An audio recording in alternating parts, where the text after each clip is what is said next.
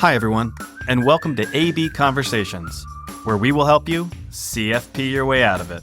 A podcast where you get into the minds of a couple certified financial planners on how we think and feel about everyday financial planning questions and what should really matter most to you. A healthier financial life starts now. We've titled today's podcast Longevity is a Gift. But I think you and I are going to also admit here that it can be a planning problem. And we'll start with maybe a question. If we sat across from a client or somebody that's maybe looking to work with us, focused on retirees here, and we said there's a good chance you're going to live into your 90s, I wonder how the reaction would go, right? Would they be very great? I'm sure they'd be grateful, right? That's why we're saying longevity would be a gift to live a long and healthy life. But I also imagine that the reality is that comes with a lot of anxiety, right? We know that the longer we live, the more potential we're going to run out of money. We know there's a heck of a lot of emotions flipping that switch from saver to spender. So I think it's really important for you and I to kind of talk very candidly today about the role of a financial planner here when it comes to planning for longevity, wanting that to be, of course, best case scenario, long and healthy life, but knowing there's a lot of anxiety that's going to come with that and how that can be potentially a planning problem. So Yeah. help me go through this today. Yeah. And even what you just said there in terms of, if we sat down with somebody and said, think about living to age 95 and kind of what is that visceral reaction? I mean, how many times have people just laughed when we have said that and they say, well, I'm not even going to make it anywhere close to that. So I don't need to plan as if, because I know like that's just not going to happen for me.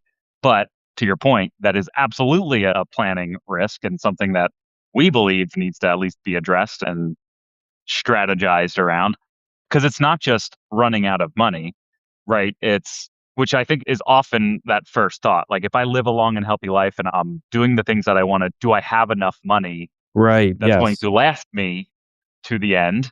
But there are so many different variables that are going to affect that, right? It's what is it? The impact of inflation over decades is just huge, right? Here we are in 2026. If we looked back 30 years to 1996, what did a house cost? What did a car cost? Just all of those things that we're like the frog that is just slowly being boiled in the pot, right? Over 30 years of inflation. And this is just kind of the new reality. But when you try to think forward 30 years, I think that math just gets a little bit harder to kind of wrap your brain around. So it's not just running out of money, but the it's that earlier part of retirement and that potential mind game of, if I'm fearful of not having enough or that I'm going to run out or that I'm going to want to need it later, then I can't be spending as much now. I need to preserve these dollars. I'm in that scarcity mindset and not the abundant mindset. And then I need to just be much more careful with my spending in the short term. Yeah, and I think that's why we're going to title this. It becomes a planning problem because you and I have a very strong opinion that part of our responsibility to our clients is to try to have them live their best life, right? To us, that means that money's just a tool, right? We know that we are here to help them accumulate, get to that spot in retirement where they feel confident moving into that phase of life. But then we don't want them just sitting around still in like conservation mode. The goal is to be able to be excited about spending time and spending money on things that are very fulfilling for them. So those things that got pushed aside, I don't have time to do this while I'm working and I'm raising kids, that this is a whole new phase of life. So I'm glad you created the segue here. What we're trying to do is kind of marry these two things. We need to make sure that you're comfortable not making sure you're not outliving this pool of money that you set aside that now is going to be finite, but that you're Mhm. also not sitting around not spending it and not enjoying it if it would serve you in a very fulfilling way. Yeah, and I think so. Something I forgot to mention earlier, just kind of one of those other variables, or just think again, it just comes from that mindset of, well, but I might need it later, so I can control what I'm spending now, and I can forego these things that, in our opinion, may enrich their lives, right? Bring fulfillment, be the things that they can see and do now. But just the idea of, well, I'm not going to do it now because I may need it later because long-term care costs may be a thing in my future, right? Just the rising cost of healthcare for retirees, right? Just kind of that acceleration later in life. So I can control what I can control. And if that means not spending today so that it's there in case I need it in the future, like that's just such a normal, healthy way of going about it. But then it does lead to these other dominoes of, yes, but are there things that you could be doing today and still not jeopardizing paying for, care in the future, and just being able to give some more context to those decisions in the short term. I hope that's where we can also talk people through our experiences, right? We're not that one individual who's going through retirement for the first and only Yeah. time. We work with all these people and recognize that there are just different phases of life. We do talk about retirement in those phases. There are typically those, we call them the go-go years, where I'm retired, I'm healthy, I've got all these things I want to do and experience in life. And yeah, that may mean that I'm spending more early in retirement. But then the reality is, and studies will show that as we age and kind of slow down, those are the slow go years, there just isn't as much spending before the no go years, which ironically enough, even if we're maybe not out spending as much, needing to care for ourselves and healthcare, you mentioned it earlier, long-term care, those are typically when that spending comes back up, right? It almost looks like a retirement smile. So the challenge is just to accept the fact that spending's not going to be smooth, and we shouldn't assume it's going to be smooth because Yeah. that's not how life works. Well, right. And even just something as simple as, I know this is now a finite pool of savings and investments, and just the emotional impact of that. Sometimes it just is as simple as, well, but my outlook on the markets, right? Just being through that lens of fear and, yeah, I know things have been okay for a little while, but when's the next shoe going to drop? Yeah, When is right. the next crash going to happen? And I need to be prepared for that. So I'm not going to spend, I'm not going to use these investments because they're going to dwindle at some point in the future. I want to preserve as much as possible so that when I go through this potential downturn or, this pullback at some point in the future, it just lessens that overall blow. But again, that just, it's a difficult spot for somebody to be in.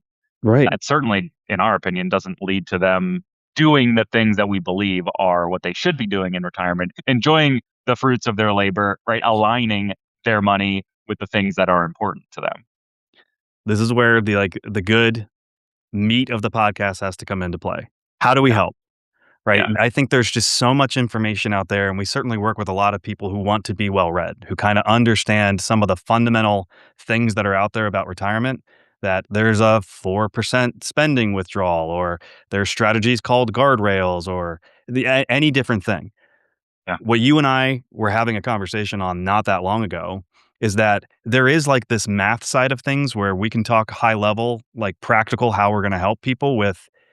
Yeah, but they're still a human, and everything that you just talked about, the different phases of life they're gonna go in, there needs to be some sort of, like, math, but partnership that Hmm. speaks to a very flexible environment, or we'll use the word a very dynamic spending that allows them to just have the context they need, but has us meeting them where they are when they need us to be there.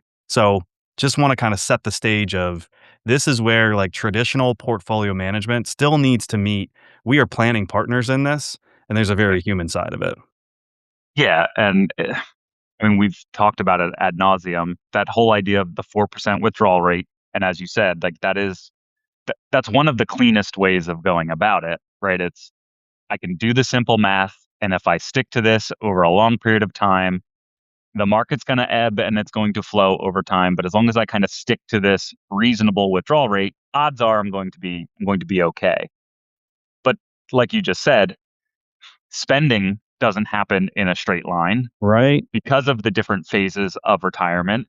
But also, just in our experience in working with clients, the best intentions on, well, I'm going to do this project on the house this year, and then next year I'm going to do this project, and then I'm going to need a new car. And you can have the best laid plans on, I'm going to evenly spread out my spending. But we all know that is not how life works. And that can quickly potentially derail, some of those spending decisions in retirement. If, there's one big year or a couple years grouped together where just spending is elevated, it can very easily lead to, okay, well, I've now spent all this and I just need to completely, turn off the faucet for a period of time. And maybe that doesn't necessarily need to be the case, right? That idea of the dynamic changing the withdrawal strategy based on market environment, the timing of Right. kind of where is the market at, where do we see things headed, and hope that you can just smooth out that ride over time of how are my savings and investments doing? How is my withdrawal rate compared to that? And it doesn't necessarily need to be that real static black and white. I'm either above the 4% and I'm in danger, or I'm below the 4% and I'm good. There's going to be some give and take there, but I think there still needs to be some context Right. or perspective around that. Yeah, I think the easiest way for people to kind of relate to where they are with spending capabilities, it's still just cash, right? We go through our whole working lives like needing to have bills paid, having money in the bank, and the first place that we're going to look when something goes wrong, whether, like you said, the car needs to be replaced or I got this project at the house, well, what do I have in savings? And if I have it there, it feels easier to spend. Where when we talk about this portfolio and needing it to be there for like the rest of our lives, there's just a little bit more of a mental disconnect between, well, yeah, but am I killing the goose that's going to lay all these golden eggs? So I think the first thing that we want to talk about with just like flexible dynamic spending is it's always good to have some sort of understanding of what cash is there, have a planning partner like we want to be for our clients with. We're going to generate that cash, good times, bad times. We're going to be in good communication with what you think may be coming up so that we're always just holding enough cash. Yeah. And so on top of that too, it's having a floor of income in retirement, right? And Yes. it, there are some interesting studies I think coming out around this, but for most retirees, they're going to have Social Security as their baseline, right? If I don't need to touch savings, at least I'm going to have Social Security coming in. There's certainly some people that still have pensions, even though we know that is a dwindling thing. So that is becoming less and less common for us to see. But then you start to stack on annuities, right? We've talked about annuities. They have a role, or they can have a role, but where we often see them maybe playing a behavioral kind of psychological role is all for that guaranteed income. You're essentially creating your own pension from Right. something like Yeah. an Lifetime. annuity, where now you have that, hopefully some peace of mind to know that no matter what happens in the economy, no matter what happens in the investment markets, I at least know that this is what my income is going to look like no matter what, Right. right? Yeah. It's irrelevant to what's kind of moving in the markets. And hopefully, right, the way we were kind of brought up in the business, there's the needs, wants, and wishes. And as long as your needs are taken care of with this fixed income that's not going to change, then you can start to layer on the discretionary or the dynamic spending kind of over and above that. But the idea that people are more apt to spend when there is that guarantee, when it is fixed versus well, if I'm getting, I'll just use an example. If I'm getting $2,000 a month from Social Security, most people are going to spend that differently than getting $2,000 from their investments every month and wondering, should I be taking less than this 2,000 That's to fair. make Yeah. sure that Yep. I can take more over time? So just that idea of that guaranteed income often leads to people spending more in retirement because they know it's going to be there the year after that, and the year after that, and the year after that. I like where this is going because let's continue to stack these ideas on. Okay, we're making sure there's cash, and most people, like even in a bank account, I'm thinking of one client who you and I were just referencing a little while ago. There's like 5 different bank accounts. But why? Because they have specific purposes. This is for the vacation fund. This is where I pay for trips and taxes. This is my fund money. This is the money market for whatever. Stack on top of that now you're saying, other guaranteed income that is coming in. I think where we really should focus now is then how do we go about that other dynamic part then that maybe does it's harder to connect the ideas of what I'm able to spend outside of bank accounts when it just feels like this big retirement account over here. Sometimes it's making money in bad markets, it doesn't look good. And I think that's where you and I can maybe shed some light in. Well, we just need to figure out what works for them, right? I hate to give the answer that how we're going to invest and, what we're going to do for withdrawals really depends on them, but it Hmm. does, right? Yeah. And one way we can just talk and educate is just again, thinking about different time horizons and different periods of time. It's not to focus just on, well, is the market good right now, but how do we smooth out withdrawals over time? And that's where you know, endowment Yeah. spending policy statements. Think of these big institutions. How do they do it? Well, they're just looking at rolling returns, right? So if we look at the last 3 years of returns and average out what it was, that really negative year that might have like happened in 2022, right? The most recent time we went through that, it's still kind of bracketed by 2021 and 2023 and 2024, really good years in the market. So it just gives this opportunity to kind of not view bad markets as, well, now I can't spend. It's, well, still, how is that within the context of the last couple years to make sure that we're not spiking spending because, hey, it was a really good year, let's just spend it all. But we're also not like stopping spending when you have that negative year. Yeah. Yeah. And it's interesting because, going back to kind of that static 4% kind of idea, this idea of a more dynamic guardrails or just, going with the flows of the market. I love, and I will share, this is not something that we've really implemented. I think we're getting there, right? This idea of the flexibility, because it is just such a human element to all Right. of this, where you can't math your way out of a human problem like this. But yeah, just something as simple as we're going to use time, right, on our side to just average out, to smooth out those ebbs and flows, because I've certainly read enough around spending plans in retirement. And yeah, when the market's good, you can spend more. When it's not doing so great, you need to spend less. But to not be whipsawed from a spending standpoint, because I'm just trying to put Exactly. myself in the client mindset of, okay, but if this was the year I'm going to do the blowout family trip to Disneyland and now the market's down and now I don't feel like I can go do that, or I'm going to still go do it, but I'm going to feel guilty because now I'm Right. worried about the what if in the future. Yeah, just that whole scenario, just none of that feels good. So yeah, I think just it's a different way of looking at it. And I have to give the credit to you, right? The whole endowment foundation idea of just, spreading out those returns and using actual, history for that person to then inform what is a reasonable withdrawal at any given point in the future. It's a very easy way to just, again, you smooth out the peaks and the valleys. Yeah, and it's not, I mean, thank you for being transparent. We're always going to be transparent on these podcasts or with clients. We just don't want to go into that situation and say, well, just trust us. Like, we're never Yeah. telling people to spend money that we don't think they can. It's finding the ways to not only communicate that or figure out the practical ways to do it, right? We are starting to implement spending accounts. Like, we're just telling people we're going to move money into this account and we're going to judge success by how little is there, right? Find a way to spend it to try to bridge this gap that we were talking about earlier between, hey, I'm excited to do these things in life, but if I live to age 100, like I feel like I need to conserve. We're going Yeah. to do that mental accounting and find the practicality for them. It's very easy to do when that's like a non-retirement account where we can kind of just shift money. Where I think Yeah. it becomes a little bit more difficult is within this retirement account realm where, okay, you've got one big retirement account, so when you log on to kind of see how you're doing or, hey, what am I capable of spending? You're not disconnecting that from the long-term productivity you want that to have. So there's almost like another way that we need to go about making sure when there are these really good years, maybe it's not sending it directly to a spending account, but it is to kind of start setting it aside and saying, all right, I had all these gains.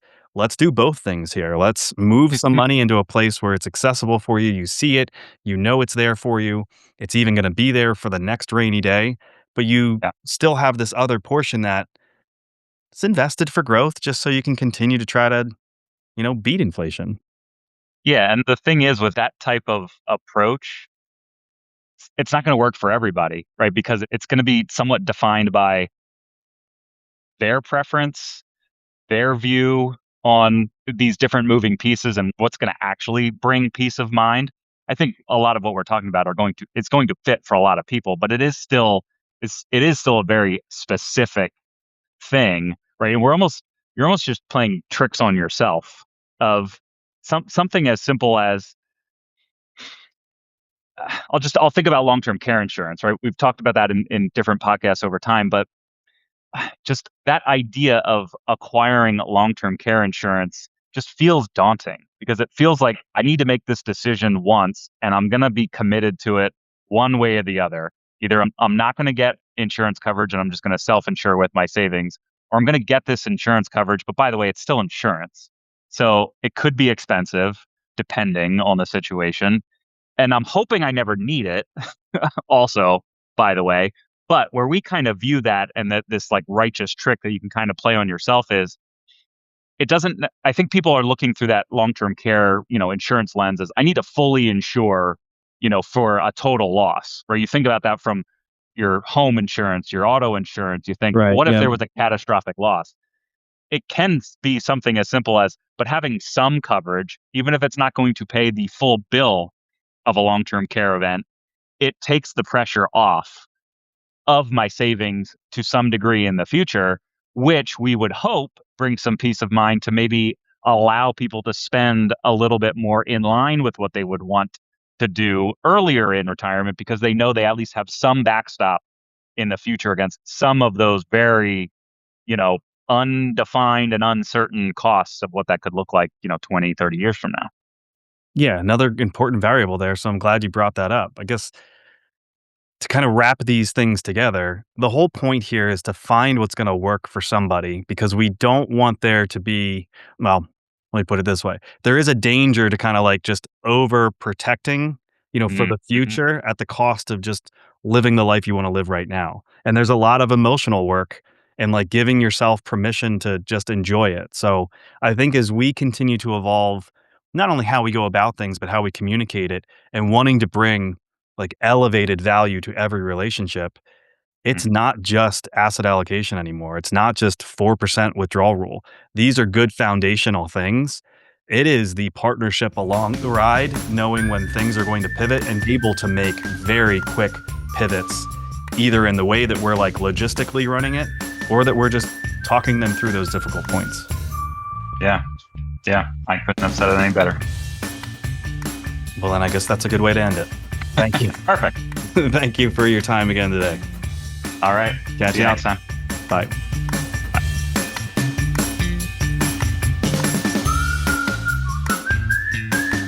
Hey everyone, Adam and I really appreciate you tuning in. Please note that the opinions we voiced in this show are for general information only and are not intended to provide specific recommendations for any individual. To determine which strategies or investments may be most appropriate for you, consult with your attorney, your accountant, and financial advisor or tax advisor prior to making any decisions or investing. Thanks for listening.